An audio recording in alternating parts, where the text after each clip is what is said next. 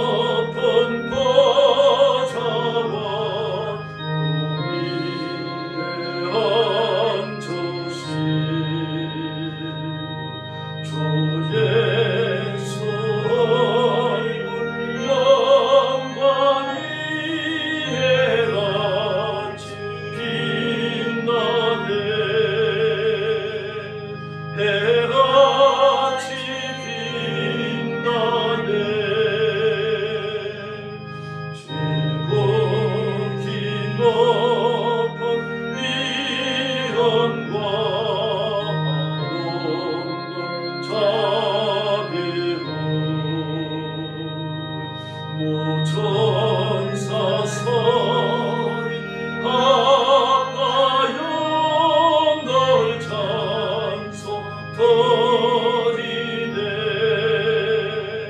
널 찬송 드리네 영존은 나를 살리려 그 영광 떠나서 그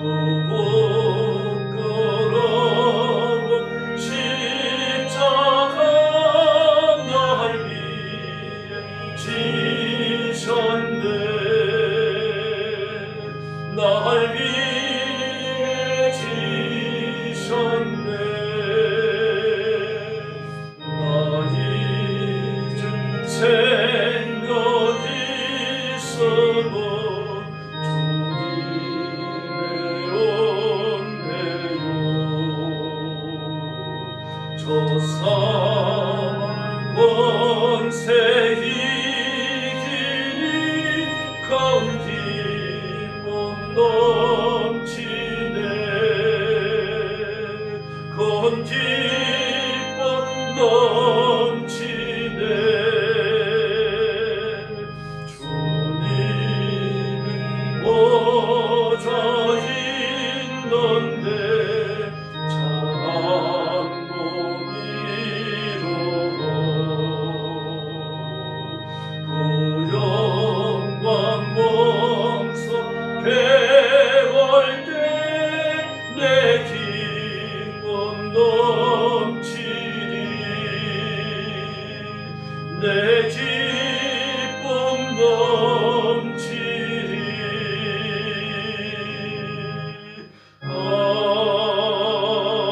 아멘. 우리 머리 숙여서 신앙 고백하겠습니다. 나는 전능하신 아버지 하나님 천지의 창조주를 믿습니다. 나는 그의 유일하신 아들 우리 주 예수 그리스도를 믿습니다. 그는 성령으로 잉태되어 동정녀 마리아에게서 나시고 본디오 빌라도에게 고난을 받아 십자가에 못 박혀 죽으시고 장사된 지 사흘 만에 죽은 자 가운데서 다시 살아나셨으며 하늘에 오르시어 전능하신 아버지 하나님 우편에 앉아 계시다가 거기로부터 살아있는 자와 죽은 자를 심판하러 오십니다. 나는 성령을 믿으며 거룩한 공교회와 성도의 교제와 죄를 용서받는 것과 몸의 부활과 영생을 믿습니다. 아멘. 자비로우신 우리 아버지 감사합니다. 구별되어진 거룩한 주일 아침에 주 앞에 엎드렸습니다. 머리 숙인 사랑하는 성도들, 영상으로 예배에 참여하는 성도들 다 기억해 주시고 하늘 문을 여시고 하늘의 복을 허락하여 주시옵소서. 믿음에 부요케 하시고 말씀대로 살아갈 승리의 권능을 주시고 하나님 앞에 순복하여 약속된 복과 승리를 누리는 성도들이 되게 하여 주시옵소서. 오늘 주일 아침에도 중국 땅과 온 세계와 죽음의 전쟁터에서 복음 전하고 예배드리는 선교사님들과 주의 신실한 종들과 그리고 주의 성도들 그 가정을 지켜주시고 영광을 받으시며 하늘 문을 여시고 복을 내려주시기를 간곡히 원합니다. 오늘 아침도 저희들이 말씀을 나눌 때에 큰 능력 베풀어 주시기를 원하옵고 예수님의 이름으로 간절히 기도 올리옵나이다. 아멘. 하나님 말씀 봉독하겠습니다. 시편 145편입니다. 1절 말씀부터 제가 먼저 봅니다. 왕이신 나의 하나님이여 내가 주를 높이고 영원히 주의 이름을 송축하리이다. 내가 날마다 주를 송축하며 영원히 주의 이름을 송축하리이다. 여호와는 위대하시니 그의 찬양할 것이라. 그의 위대하심을 청량하지 못하리로다. 대대로 주께서 행하시는 일을 크게 찬양하며 주의 능한 일을 선포하리로다. 주의 존귀하고 영광스러운 위엄과 주의 기이한 일들을 나는 작은 소리로 엎조리리이다. 사람들은 주의 두려운 일의 본능을 말할 것이요 나도 주의 위대함을 선포하리이다. 그들이 주의 크신 은혜를 기념하여 말하며 주의 의를 노래하리이다. 여호와는 은혜로우시며 긍휼이 많으시며 노하기를 더디하시며 인자하심이 크시도다. 여호와께서 모든 것을 선대하시며 그 지으신 모든 것에 긍휼을 베푸시는도다. 여호와여, 주께서 지으신 모든 것들이 주께 감사하며 주의 성도들이 주를 송축하리이다.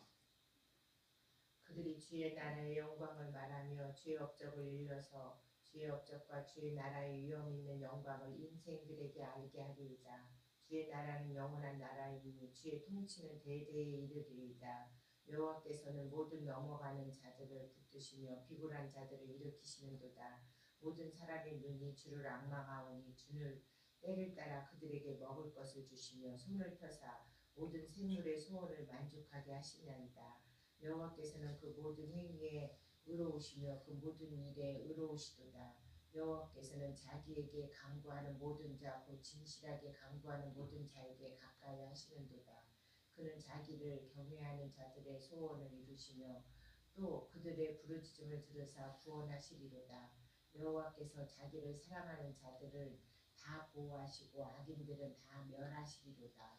21절 같이 봅니다. 내 입이 여호와의 영예를 말하며 모든 육체가 그의 거룩하신 이름을 영원히 송축할지로다. 아멘. 1145편은 하나님의 거룩한 통치와 사역을 찬양하라고 말합니다. 또 하나님의 거룩하신 때문에, 그의 거룩하신 사역 때문에 하나님을 찬양한다고 고백하고 있습니다. 그래서 1145편은 찬양하라고 권면하는 시이고 또 스스로 찬양하는 찬양의 내용을 담고 있습니다. 1절 이하의 말씀을 보면 하나님은 거룩하시며 영원한 통치자이시라고 말합니다. 왕이여, 왕이신 나의 하나님이여, 내가 주를 높이고 영원히 주의 이름을 송축하리이다.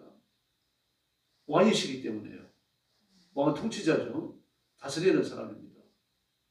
온 백성을 생명의 길로 이끌어야 하고 하나님을 섬기는 대로 이끌어야 합니다. 왕은 우상 숭배를 해서 안 되죠. 전심을 다해서 하나님을 섬기고 그 백성들이 하나님을 섬기게 해야 되고, 그리고 하나님을 섬기는 백성들을 이끌고 하나님 나라에 들어가는 사람이 왕입니다. 그러므로 왕은 하나님께만 순복하고 하나님만 높이고 하나님만 의지해야 되는 겁니다. 그러므로 왕이 하나님 이외에 다른 우상에게 머리를 숙여서 안 됩니다. 하나님께만 머리를 숙여야 되죠. 하나님이 하나님의 백성들을 이끌고 오라고 세운 사람이 왕이기 때문입니다. 그러므로 왕의 자리에서 우상을 숭배하고 하나님 외에 다른 것에게 절하는 자들은요, 하나님이 다 벌하셨습니다.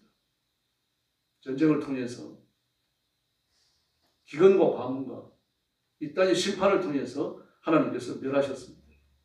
그 통치자이신 하나님, 또 13절에 보니까 주의 나라는 영원한 나라이니 주의 통치는 대대에 이르리이다 라고 말합니다. 영원하다, 대대에 이른다, 끊어지지 않는다는 이야기죠. 근데 하나님께서 왜 대대에 이른다라고 말씀하십니까? 사람은 바뀔지라도 왕은 바뀔지라도 하나님을 섬기는 것은 바뀌지 않는다는 이야기죠.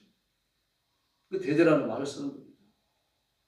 바로 우리 신앙이 대대로 후손들에게 승계되어져야 할 줄로 믿습니다.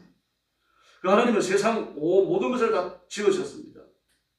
지으시고 창조하시고 관리하시고 통치하시고 다스리십니다. 하나님의 섭리, 하나님의 계획, 하나님의 생각을 벗어나 존재하는 것도 없고 일어나는 일도 없습니다. 또 지으신 모든 만물이 하나님 만물을 지으실 때 가지셨던 그 의도대로 유지되고 존속할 수 있도록 하나님이 도우십니다. 자연 만물에게 자연 이법을 주셨습니다만 자연 이법이 제 역할을 할 수 있도록 돕는 분이 하나님이시라는 이야기입니다. 우리는 할 수 없습니다. 아침에 해가 뜨고 저녁에 해가 지는 건 우리가 도울 수 있는 일이 아니죠. 봄, 여름, 가을, 겨울 계절이 바뀌는 건 우리가 할 수 있는 게 아닙니다. 하나님께서는 자연 이법을 멈추시면 멈추는 겁니다. 그래서 그 자연 이법이 항상 제 궤도에 존재하도록 하시는 분이 하나님이시라는 이야기입니다. 태어나고 자라서 또 태아를 거치면서 죽는 일련의 과정들, 모든 것이 그렇죠. 모든 것이 봄에 나서 여름에 성장하다가 가을에 열매를 맺고 겨울에 죽습니다. 사람도 태어나서 생장하며 자라나서 결혼하여 자식을 낳고 우리 늙어서 죽는 거죠. 똑같은 사이클입니다. 이 모든 것을 하나님이 관할하신다는 이야기입니다. 그래서 지상에 존재하는 인류도요. 너무 많을 때도 있고 너무 적을 때도 있습니다. 그러나 하나님이 인류를 조절하십니다. 남녀의 성비도 마찬가지입니다. 성비에 그 남녀의 숫자에 태어날 때 남자아이를 살리고 여자아이를 죽이고 그럴 때도 있었잖아요. 막 그런 때에는요. 성비가 무너져 버리죠. 가만히 놔두면요. 남자아이가 많이 태어나는 것 같더라도 결혼할 때가 되어지면은 그 결혼 정년기에 이르는 사람들의 숫자가 거의 엇비슷하게 맞아들어요. 그러나 인간이 인위적으로 조절하면 그 성비가 무너져 버립니다. 지금 중국 같은 경우는 남자아이가 너무 많죠. 여자가 너무 적어요. 그 여자가 결혼하려고 하면 남자들한테 엄청난 돈을 요구합니다. 옛날 이야기가 아니라 지금 그래요. 여자 값을 주고 신부를 데려와요. 이거는 신부 쪽 부모님들이 그렇게 돈을 요구합니다. 성비가 무너졌기 때문이죠. 이런 일들이 일어나는 거예요. 그래서 하나님께서는요, 이 세상 만물을 하나님의 지혜로 내셨기 때문에 하나님의 지혜로 통치하시는 줄을 믿습니다. 그래서 하나님께 맡겨야 되는 겁니다. 구약에는 성막과 하나님의 종들과 하나님 자신이 특별한 섭리를 통해서 하나님의 뜻을 전달하셨습니다. 하나님의 메신저 선지자들을 통해서는 또 말씀을 주셨죠. 신약도 마찬가지입니다.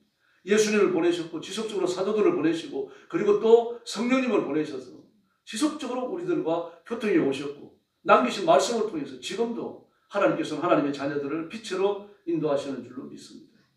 그 하나님께서 14절 말씀에 보니까 넘어지는 자, 약한 자들을 붙드시고 비굴한 자들을 일으키신다라고 말합니다. 일단 약한 자들은 밝잖아요. 존재할 수가 없습니다.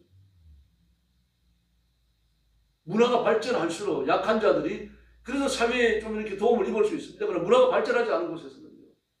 약사들은 밟혀 죽어요. 밖에 나오지도 못합니다. 그 자녀, 우리 어릴 때도 그랬잖아요. 자녀를 입어놓으면 밖에 못 나가겠어요. 창피하다고요. 근데 자녀가 있는 것은 무슨 저주를 뒤집어 쓴 것처럼 그렇게 생각을 했거든요. 근데 출애굽기에 뭐라 그럽니까? 말 못하는 자 벙어리를 누가 냈느냐? 하나님께서 모세에게 말씀하시잖아요.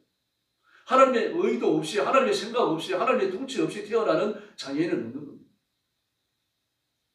심지어 악한 자를 악한 날에 적당하게 하셨다라고 말씀하셨겠습니까?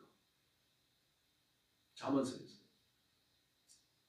그래서 하나님께서는 넘어지는 자, 약한 자, 비굴한 자, 이 모든 자들을 하나님이 일으켜 주시고 은혜를 주십니다. 그러므로 우리가 약할 때 하나님 앞에 엎드려 빌고 하나님의 은혜를 구해야 할 줄로 믿습니다.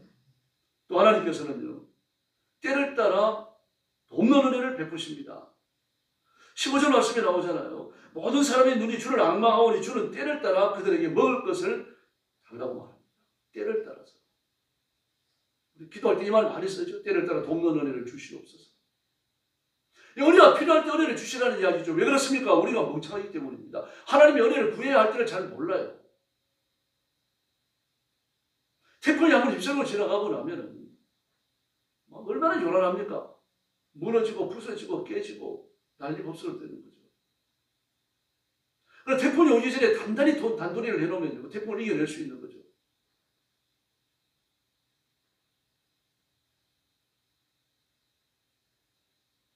미국에는 토네이도, 대서양 쪽에서 올라오는 태풍을 토네이도라고 부르는데요. 토네이도가 무섭습니다. 한번 지나가고 나면 도시 전체가 박살이 나버립니다. 성한 집이 없을 정도로요. 그런데도 그 사람들은 토네이도가 올라오는 위치에 집을 짓는데 나무집을 지어요. 막 지하를 깊이 파고 콘크리트 집을 지어놓으면 안 넘어갈 거 아닙니까? 나무집을 지어요. 왜 그런가 하면 정부에서 전부 보상을 해줍니다. 거기 들어가는 돈이 천문학적이 됐을 겁니다. 심지어 집 안에 들어가 있었던 모든 집기류를 다 보상을 해줍니다. 참 희한한 사람들이죠. 뭐 티모이가 55인치가 있었다면 55인치를 줍니다. 집 안에 있었던 모든 거 전부 다 사진을 찍어가지고 그 주 의회에 보고를 하면 그 사무실에 보고를 하면 그대로 다 돈을 줘요. 언제까지 그러려는지 모르죠. 그러나 하나님은 그런 식으로 은혜를 주지 않았습니다. 물론 때를 따라서 이 지상의 것들을 풍족히 내려주시기도 합니다만 우리가 감당할 수 있도록 해주십니다. 인맥을 통해서 하나님 베푸시는 기적의 손길을 통해서 하나님은 날이면 날마다 그 자녀들에게 때를 따라 돕는 은혜를 주실 줄로 믿습니다. 뿐만 아닙니다. 모든 사물의 소원을 흡족하게 만족시켜 주신다고 말씀하십니다. 손을 펴서 모든 생물의 소원을 만족하게 하시며라고. 모든 생물이라고 말했죠. 사람만 포함되는 건 아닙니다. 모든 생물, 먹고 마시고 입고 살아야 되는 모든 생물들요. 벌레 한 마리부터 시작해서 사람이 이르기까지 하나님의 그 필요한 것들을 전부 다 공급하시는 분인 줄로 믿습니다.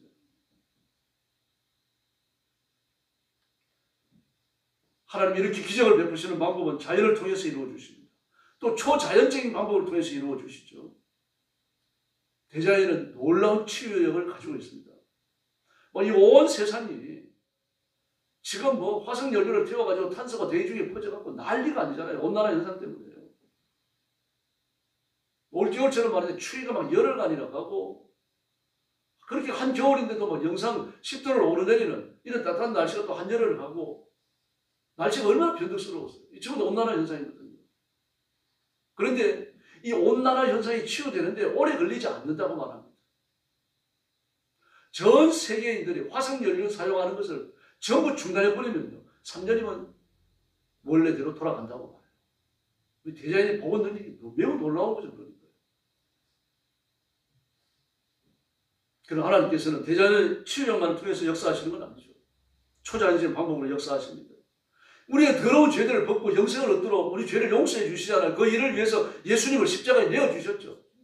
그리고 우리에게 영생을 얻는 길이 열린 겁니다. 내가 병을 얻어서 마땅히 죽어야 하지만 하나님께서 살 길을 열어주시고요. 사업이 망해가는 사람도 말입니다. 기적의 길을 열어주셔서 일으켜주시고 말입니다. 가정도 지켜주시고 직장도 지켜주시고 안전하게 하나님께서 보호해 주십니다. 그런데 하나님께서 언제 그렇게 하십니까? 기도할 때입니다. 18절에 간구하는 모든 자, 19절에 부르짖음을 들어서 그렇게 말합니다. 간구해야 됩니다. 하나님 앞에 부르짖고 간구하고 엎드리면 하나님께서 기도를 들으시고 응답의 기적을 베푸실 줄로 믿습니다. 그래서 다윗은 하나님을 찬양한다고 말합니다. 하나님을 찬양합니다. 하나님을 송축합니다. 하나님의 이름을 높입니다. 하나님의 위대하심을 선포합니다. 막 반복해서 이런 말들을 이야기합니다. 오늘 지금부터 기도하면서 하나님이 주신 은혜를 샘하십시다. 찬송가에 말하고 있는 것처럼 받은 은혜를 세워보아라. 기억하고 감사하고 또 더 큰 은혜와 축복을 구하고 승리하는 새벽이 되기를 예수님의 이름으로 축원합니다. 기도하겠습니다. 자비로우신 아버지 하나님 감사합니다. 주일 새벽에 저희들을 부르셔서 기도하게 하시니 감사합니다. 이 시간 주의 성령께서 능력과 권능으로 임하여 주시고 사랑하는 온 성도들을 사로잡아 주시옵소서. 주 앞에 나와서 또 하나님 영상으로 예배를 드리면서 잠전에 들은 성도들까지 다 일깨워 주셔서 기도하게 하여 주옵소서. 부르짖게 하여 주시옵소서. 온 힘을 다하여 간구하고 부르짖고 하나님의 기적을 체험하는 시간이 되게 하여 주옵시기를 원합니다. 우상을 숭배하고 마귀를 두려워하고 고사 지내고 점치던 저희 더러운 죄들을 다 용서하신 하나님 앞에 영광을 돌립니다. 말씀대로 살지 못하고 죄와 짝할 때가 있어서나 회개할 기회를 주시고 주님 앞으로 돌이키도록 자비를 베푸셨으니 감사합니다. 이 시간 주의 성령께서 능력과 권능으로 임하여 저와 성도들을 사로잡아 주시기를 바랍니다. 성도들 가정을 지켜주시기를 바랍니다. 다 예수 믿게 하시고 가정마다 평안하게 하시고 하나님의 복을 받아 번성하게 하여 주옵소서. 자녀들이 뜨거운 믿음, 살아있는 믿음, 견고한 믿음을 갖게 하여 주시옵소서. 우리 교회를 주님 앞에 맡깁니다.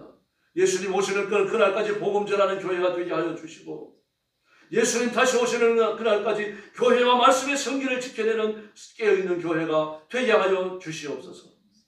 오늘 아침도 기도하러 왔습니다.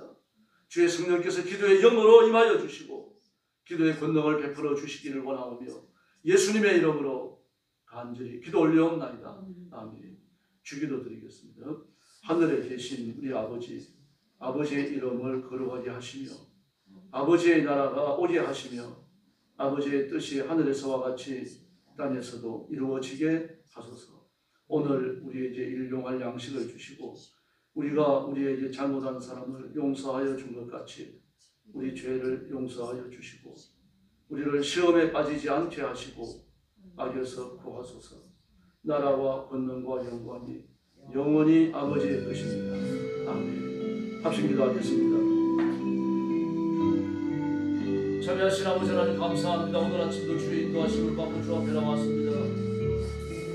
주의 성령께서 기도의 영혼을 임하시고 기도의 말씀을 주시고 기도의 열정과 불이 우리 가슴에 불붙게 하여 주시옵소서.